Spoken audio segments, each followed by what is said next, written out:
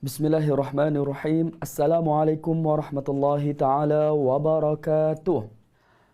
A'udzu billahi minasy syaithanir rajim.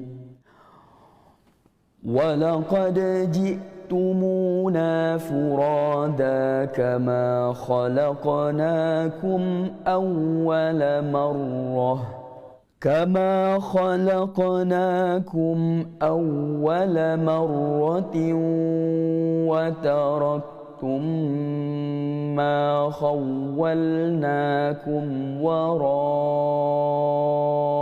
ظهوركم وما نرى معكم شفعاءكم الذين زعمتم أنهم فيكم شركاء لقد تقطع بينكم وضل عنكم ما كنتم تزعمون.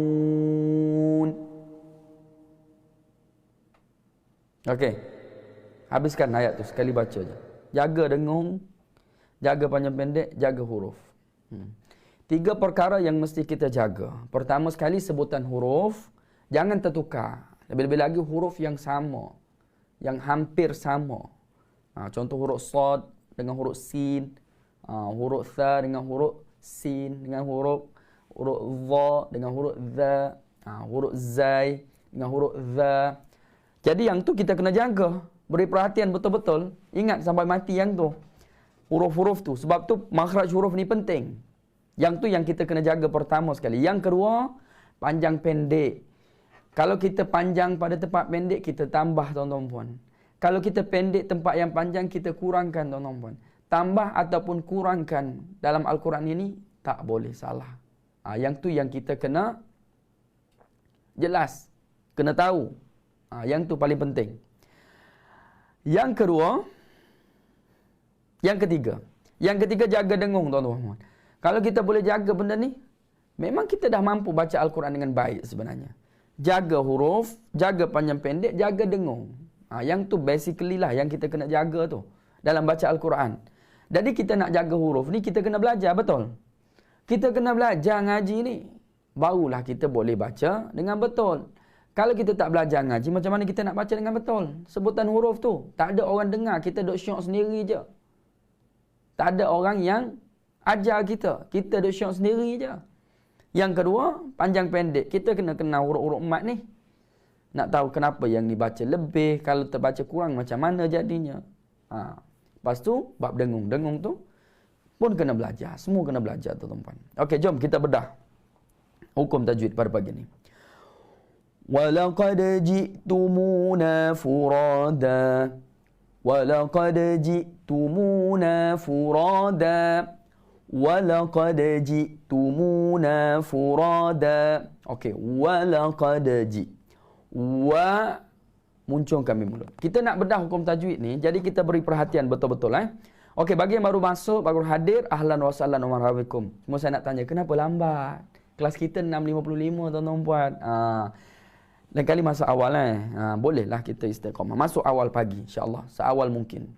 Yang kedua, bantu saya untuk share dulu tuan-tuan. Bagi yang belum klik button share, bantu saya untuk share dulu. Kita baru 1.6k bersama dengan kita. Memang sikit sangat sebenarnya daripada yang standard, yang biasa. Jadi bantu saya untuk share dulu. Mungkin ada sahabat-sahabat kita yang tak dapat notification. Kita seru mereka. Seru mereka supaya mereka hadir kepada kita. Bersama-sama dengan kita. Okey, tengok. Huruf waw muncul mim mulut. Jangan tak nak muncul mim mulut. Ini penyakit sebenarnya. Yang tak nak muncul mulut ketika menyebut huruf waw merupakan satu penyakit. Baca wa. Walaqad. Wa munculkan mulut. Walaqad. Walaqad.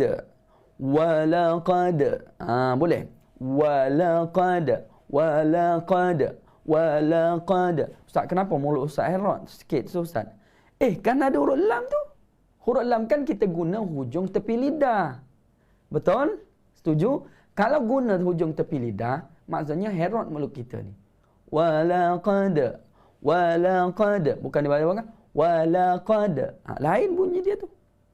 Jadi kita kena beri perhatian. Jangan salah sebut huruf makhraj huruf. Okey. Huruf qaf kita mesti tebal lah. Walaqa. Walaqa. Jumpa dengan huruf dal mati. Walaqad. Huruf dal selamanya tidak tebal, tuan-tuan. Kalau kita tebal huruf dal, dia akan jadi ba.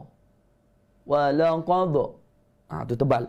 Jadi elakkan daripada kita tebal. Itu perkara pertama.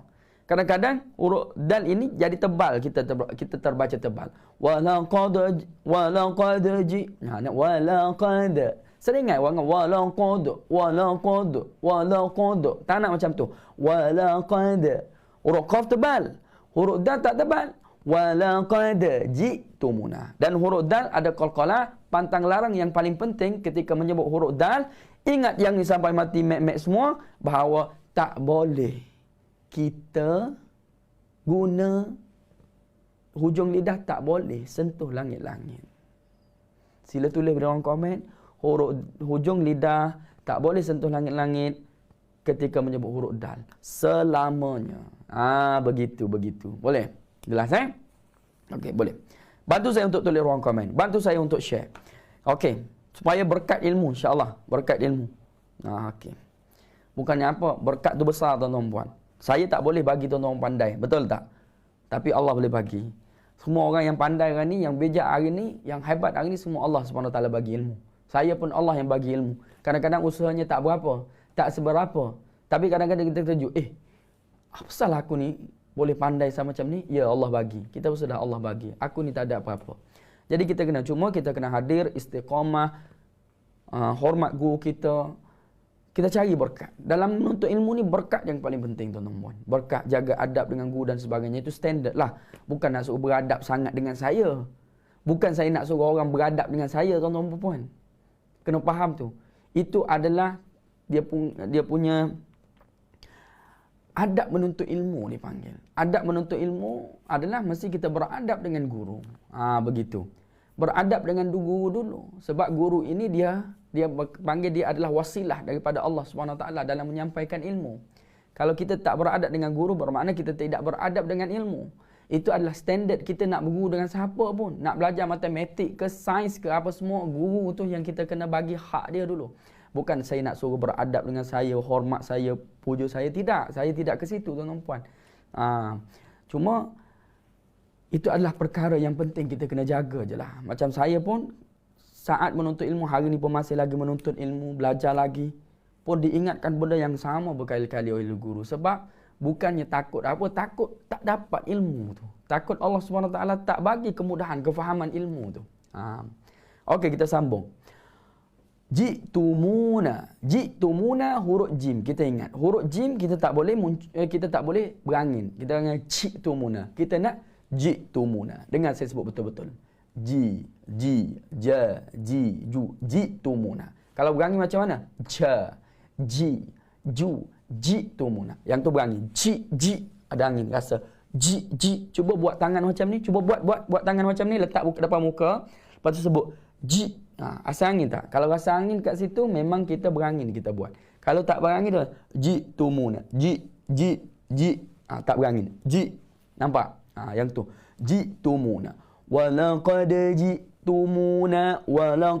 ji'tumuna. Ji'tumuna berangin. Ji'tumuna tak berangin.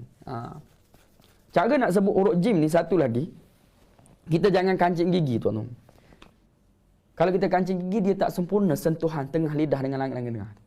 Sebab tu bukan kancing gigi tu bukan makhraj huruf jim. Makhraj huruf jim tengah lidah dengan langit-langit tengah.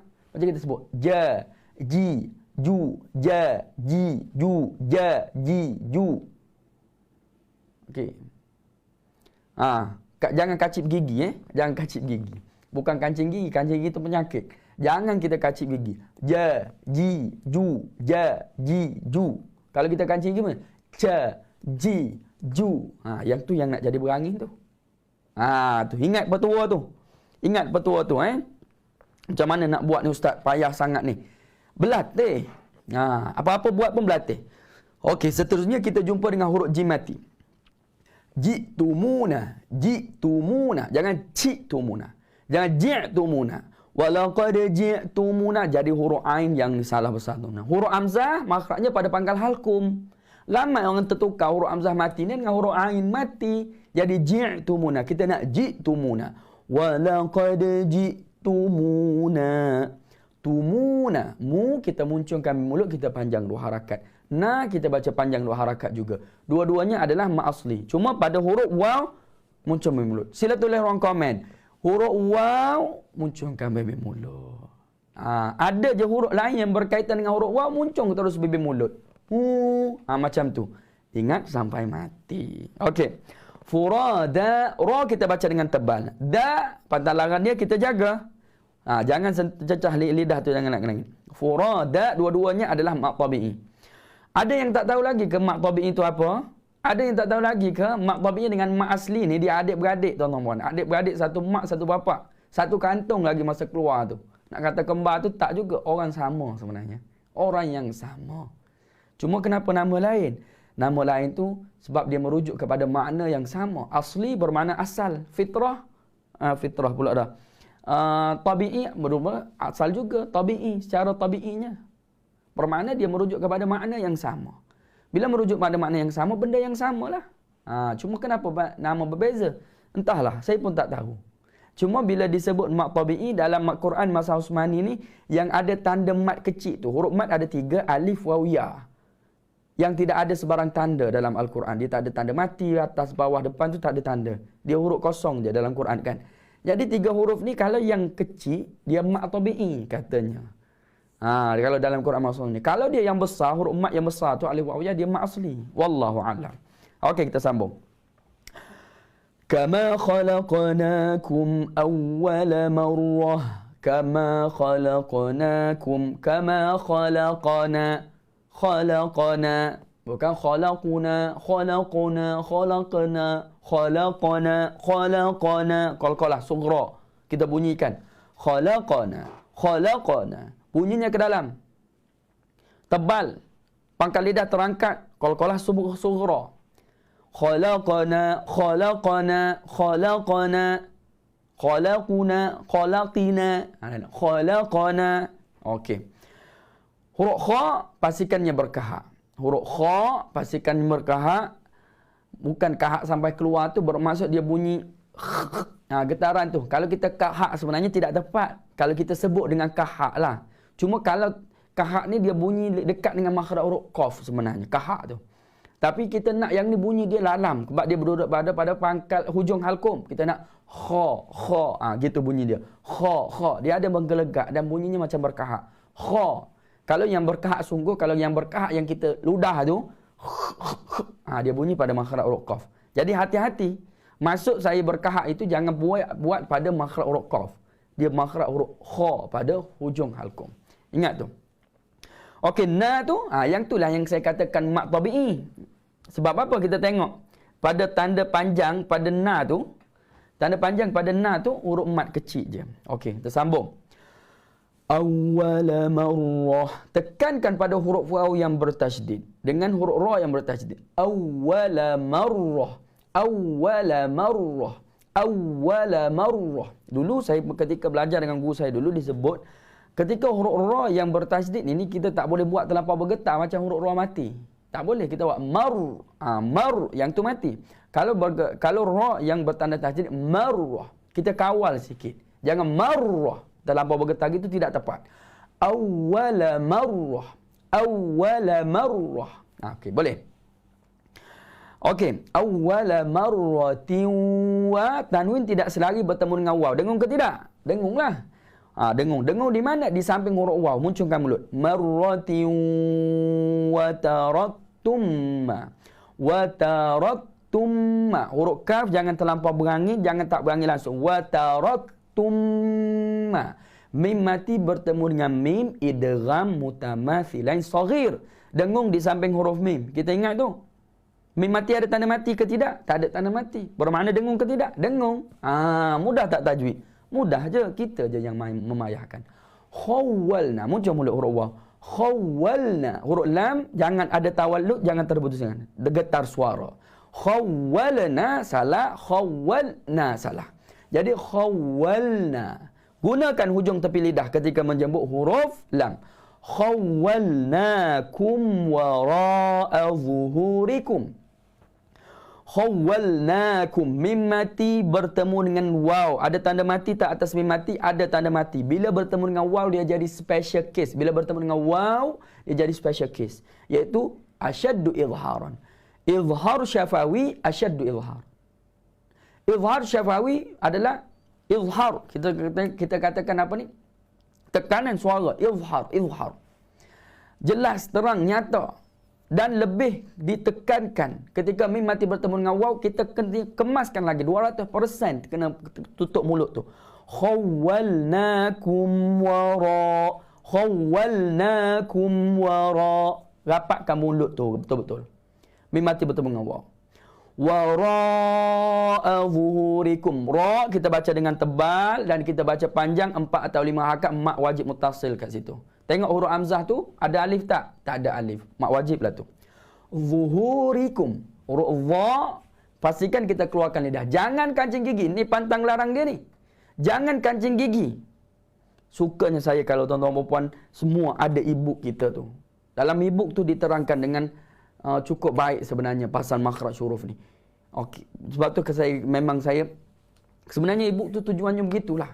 Daripada phase 1 lagi, phase 2 lagi, sehinggalah kepada kewujudan e-book tu hanyalah untuk ajar macam mana cara sebutan huruf. Boleh rujuk kepada video-video yang sebelum ni. Masya Allah, tabarakallah. Okey, huruf ha, zuhurihim. Zuhurihim. Jadi siapa yang berminat nak dapatkan e-book, kita dah buka kembali untuk pembelian e-book. Siapa yang berminat nak dapatkan e-book tu, insya-Allah. Zuhurihim. Huruf dha, huruf ha, jaga, muncul kami melodok. Rihim, rikum. Rihim pula. Rikum. Kum kita baca bukan ko. Kum. Ri kita baca dengan nipis ra. Okey, kita sambung. Wa ma nara ma'akum syufa'akum alladhina za'amtum annahum fikum syuraka. Wa ma nara. Ra kita baca dengan tebal. Ma'akum, mim mati bertemu dengan shin. Izhar syafawi, ada tanda mati atas mim, tak boleh dengung. Syufa'a. Ma jaiz mufasil. Ma wajib muttasil. Kita kena baca panjang 4 ataupun 5 harakat. Syufa'akumul ladzi. Syufa'a, huruf shin sama dengan makhraj huruf jim. Cuma kita kena ingat huruf shin jangan munculkan mulut, nanti jadi tebal. Jangan muncul mulut, jangan kancing gigi. Nanti tak sempurna sifat tafasyi kalau kita kancing gigi. Syufa'a, huruf ain tengah halkum.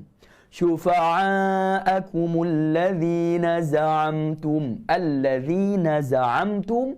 Mim mati bertemu dengan ta, mim mati bertemu dengan hamzah. Ada tanda mati ke atas mim mati. Dua-duanya tak boleh dengung izhar syafawi. Okey. Annahum fikum. Mim mati bertemu dengan fa ni sama dengan mim mati bertemu dengan waw tadi. Namanya izhar syafawi asyaddu izharan. Kemaskan dua bibir mulut kita dan kita mesti sebut dengan betul. Annahum fikum syuraka. Dia tak sama dengan mim mati yang bertanda mati bertemu dengan shin. Yang tu dia tidak dituntut untuk kita kemaskan bibir mulut kita sehingga 200%. Minkum syufa'a. Minkum syuraka. Dia lain. Okey, boleh. Fikum syuraka.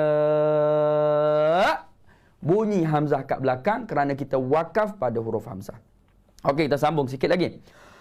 Laqad taqatta'a bainakum wa dhalla 'ankum ma kuntum ta'tazumun. Laqad taqatta'a.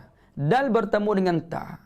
Kita hilangkan dah. Tak payah baca huruf dal tu. Huruf dal itu ditiadakan, dianggap tidak ada dalam bacaan. Tidak dianggap ada dalam bacaan walaupun ada pada tulisan. Kenapa? Kerana dia adalah idgham mutajanisain, iaitu da dengan ta satu makhraj tetapi sifatnya berbeza. Jadi hilangkan huruf da terus masuk huruf ta. Laqad taqatta. Jangan keliru yang ni. Huruf dal tu ada pada tulisan sahaja. Sila tulis orang komen. Huruf dal ada pada tulisan, tidak ada pada bacaan. Laqad taqatta'a. Taqatta'a. Ta jangan tebal, jangan terpengaruh dengan huruf qaf yang selepas dia. Laqad taqatta'a. Okey. Qaf dengan ta teballah. Bainakum kita baca dengan lin. Mim mati bertemu dengan waw tadi kita dah jumpa dah. Wa dhalla ankum. Nun mati bertemu dengan kaf jangan tebal ketika dengunya. Ankum. Mim mati bertemu dengan mim idgham mutamatsilain saghir, kerana huruf yang sama bertemu dengan huruf yang sama. Dengung ke tidak? Dengung. Kerana mim mati di situ tidak ada tanda mati. Ma kuntum. Nun mati bertemu dengan ta, ikhfa hakiki. Tak boleh, kita mesti dengung di samping huruf ta. Dengung dulu baru sebut huruf ta. Kuntum, dan dengungnya tidak boleh kita baca dengan tebal. Kuntum taz'umun. Kuntum taz'umun. Kuntum taz'umun. Huruf zai. Taz'umun. Taz'umun. Kancing gigi, kemaskan bunyi. Taz'umun. Wakaf kat situ 2, 4, 6 mad arid lisukun. Alhamdulillah. Okey. Okey, selesai bacaan kita pada pagi ini.